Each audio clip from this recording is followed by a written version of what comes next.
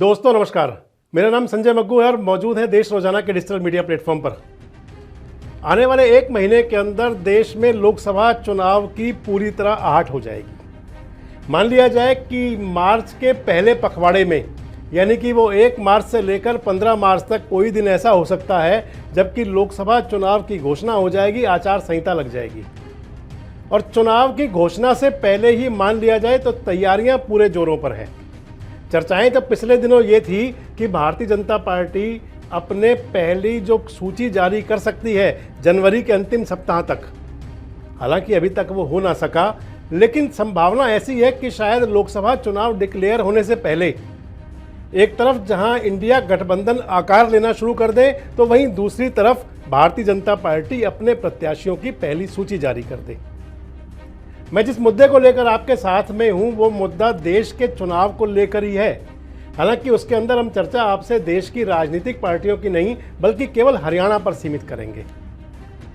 और हरियाणा में भी खासकर बात आपसे करेंगे कि लोकसभा चुनाव में क्या भारतीय जनता पार्टी के जो पिछली बार 10 सांसद थे, उनमें से कितने सांसदों का टिकट बदल सकता है।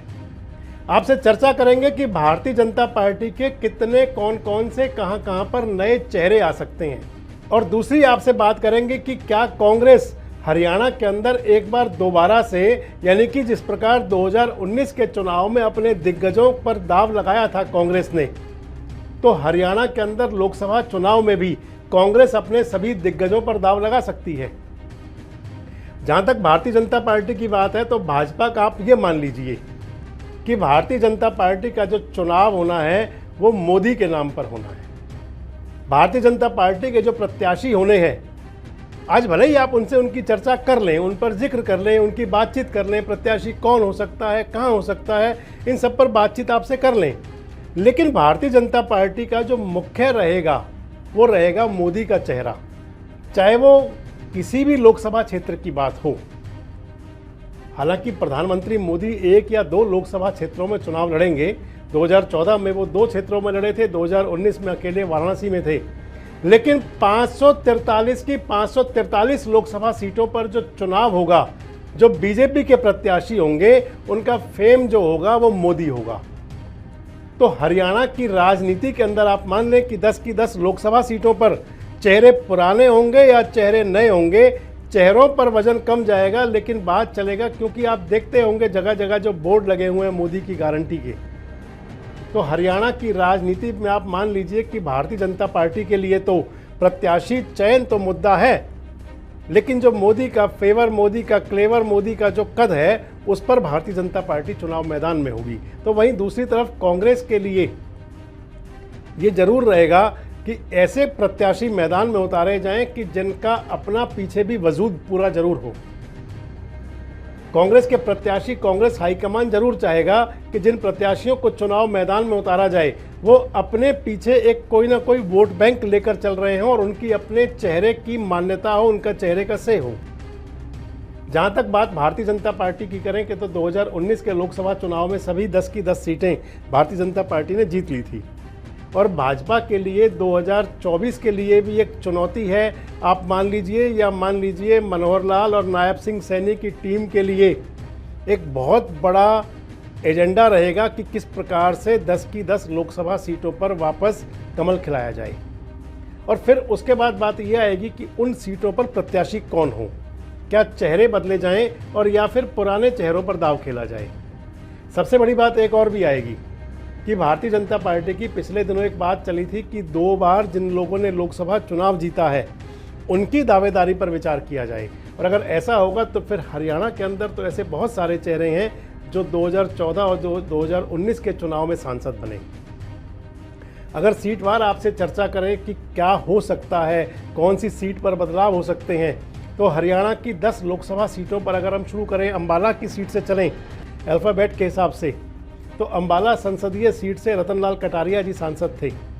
रतन लाल कटारिया जी का देहावसान हो गया और उसके बाद वहाँ पर लोकसभा का उपचुनाव भी नहीं हुआ। लगभग 1 साल के आसपास होने जा रहा है कि वो सीट खाली है। और अब जब वहाँ 2024 का लोकसभा चुनाव होगा तो वहाँ पर प्रत्याशी क्या रतन लाल कटारिया जी की धर्मपत्नी बंतो कटारिया होंगी और या फिर भारतीय जनता पार्टी वहाँ कोई नया चेहरा लाएगी। अगर अंबाला से चलते हैं तो करनाल की लोकसभा सीट से संजय भाटिया सांसद थे। पूरे हरियाणा के अंदर रिकॉर्ड बना था चुनाव उनका जीतने का। लेकिन चर्चाएं कुछ इस प्रकार की हैं कि क्या करनाल से संजय भाटिया को बदला जा सकता है, संजय भाटिया के स्थान पर कोई और चेहरा आ सकता है। और सूत्र तो ये भी बताते हैं, चर्चाएं तो ये भी कहती हैं कि संजय भाटिया जी का अपना मन भी लोकसभा के बजाय पानीपत सिटी से विधानसभा का ज़्यादा चुनाव लड़ने को लेकर है, क्योंकि पानीपत से वो पहले भी चुनाव लड़े हैं 2 बार विधायक का। अगर तीसरी सीट पर चलें सोनीपत, तो रमेश कौशिक सांसद हैं 2014 और 2019 में लगातार।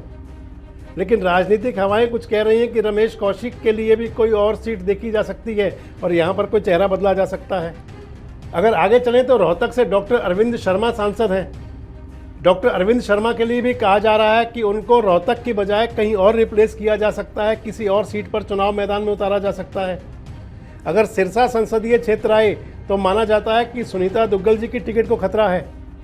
अब सिरसा में अशोक तंवर होंगे या फिर सिरसा में कोई और नया चेहरा हो।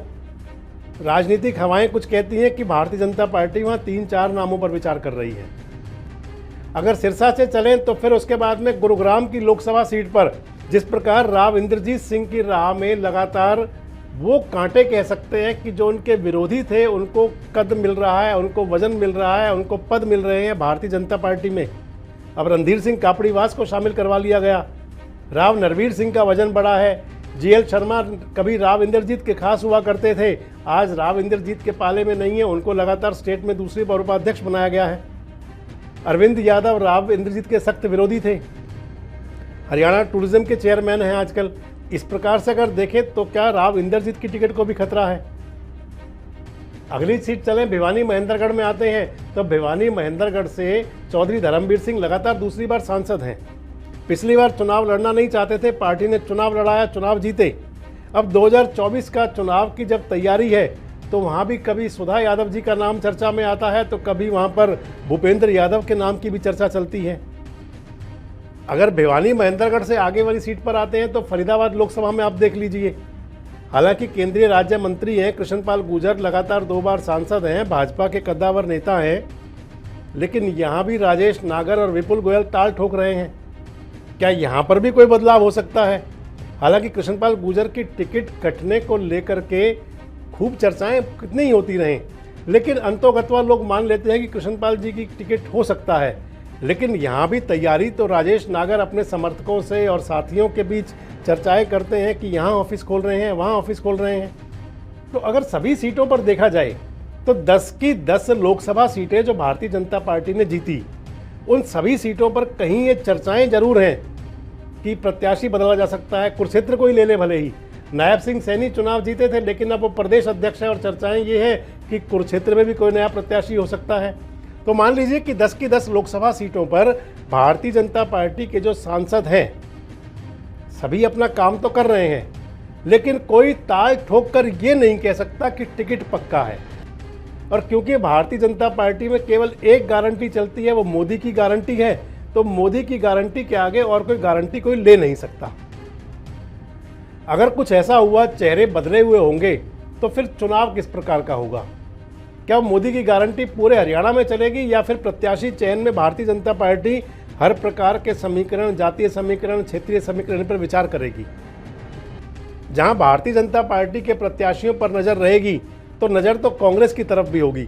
नजर तो इस तरफ भी होगी कि क्या हरियाणा में कांग्रेस जो इंडिया गठबंधन है, जिसके अंदर की फिलहाल 2 पार्टियां हैं, कांग्रेस और आम आदमी पार्टी, और दोनों कह रही हैं कि सभी सीटों पर चुनाव लड़ेंगे। कुछ राजनीतिक सूत्र ऐसा भी बताते हैं कि इंडियन नेशनल लोकदल, आम आदमी पार्टी और कांग्रेस में भी बातचीत चल रही है। जो तीनों पार्टियों के बड़े आला कमान है वो कुछ सोच कर चल रहे हैं कि क्या गठबंधन हो जाए। अगर हरियाणा में इन तीनों पार्टियों का गठबंधन होता है तो फिर आप मान लीजिए कि जब 1 अपोज 1 इलेक्शन होगा तो फिर हरियाणा का चुनाव इंटरेस्टेड तो बन जाएगा, हरियाणा के चुनाव में रुचिकरता तो बढ़ जाएगी जब 1 अपोज 1 कैंडिडेट अगर हो गया तो। लेकिन बात अगर कांग्रेस की करें तो कांग्रेस के जो राजनीतिक सूत्र ये भी बताते हैं कि कांग्रेस आला कमान भी अब की बार अपने सभी जितने भी उनके बड़े नेता हैं उन पर राजनीतिक दाव खेल सकता है।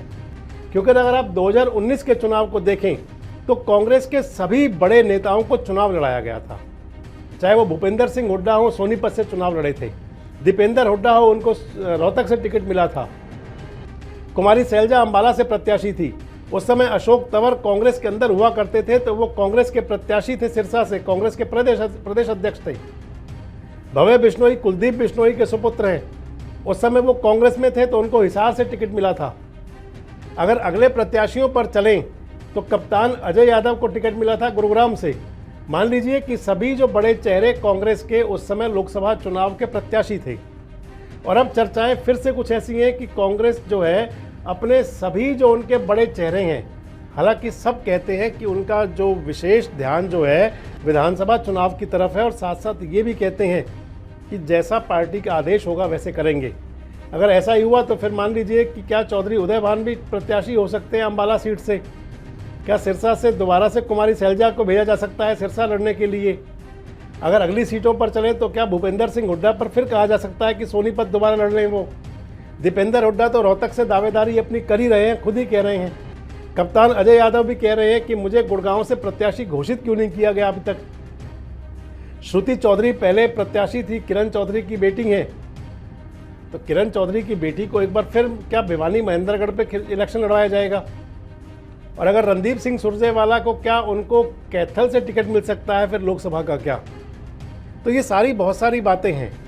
ये जरूर है कि अब की बार जो चुनाव होगा, इस चुनाव के अंदर अगर देखा जाए तो लगता ऐसा है कि भारतीय जनता पार्टी के कम से कम 10 में से 5 या 6 चेहरे नए हो सकते हैं।